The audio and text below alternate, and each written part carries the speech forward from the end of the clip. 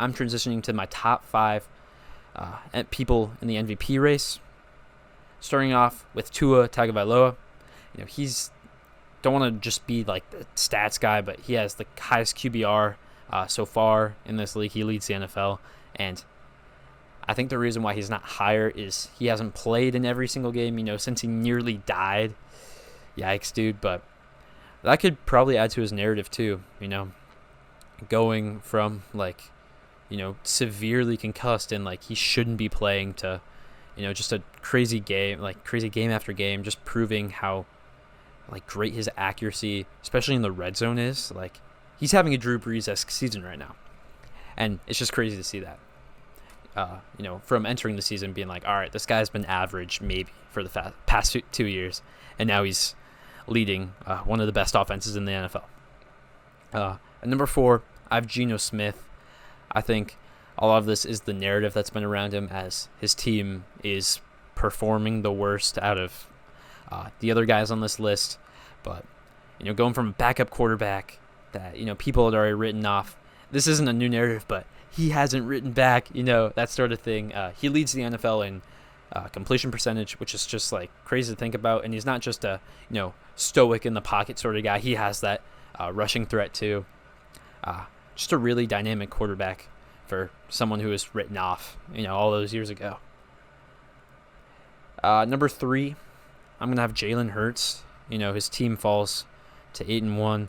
I think if he didn't lose that game, he would maybe be higher in my MVP discussion. But he's gotten incrementally better year after year.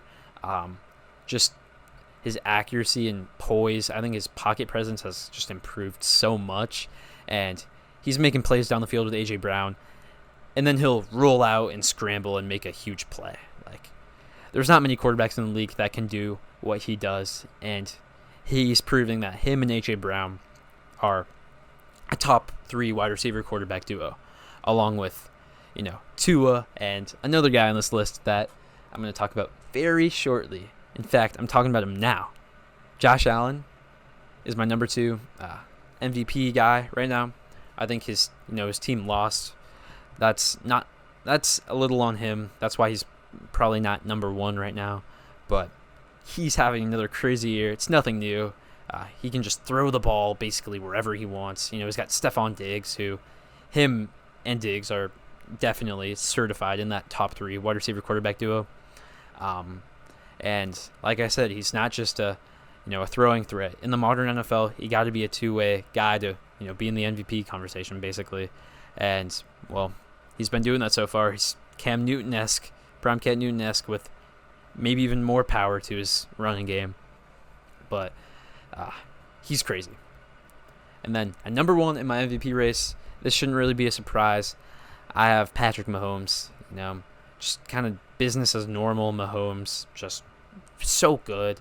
Even without Tyreek Hill, he's finding ways, with Kelsey, whether it's with Juju or, this week, or Kadarius Toney, that there isn't a play that he can't make. And he's definitely not as mobile as these other guys, but he's still mobile enough, certainly very, pretty normal, pretty mobile, compared to the average quarterback, that there's not a play, like I said, he can't make. And he's playing the best quarterback in the NFL right now.